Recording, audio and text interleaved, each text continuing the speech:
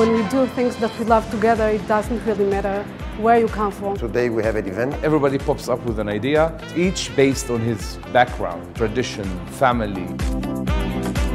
Tonight we cook Middle East food, falafel stuffed with salmon. We make stuffed dolma with burghul, and we make zucchini stuffed with mincemeat, onions, and the dessert, the knafe.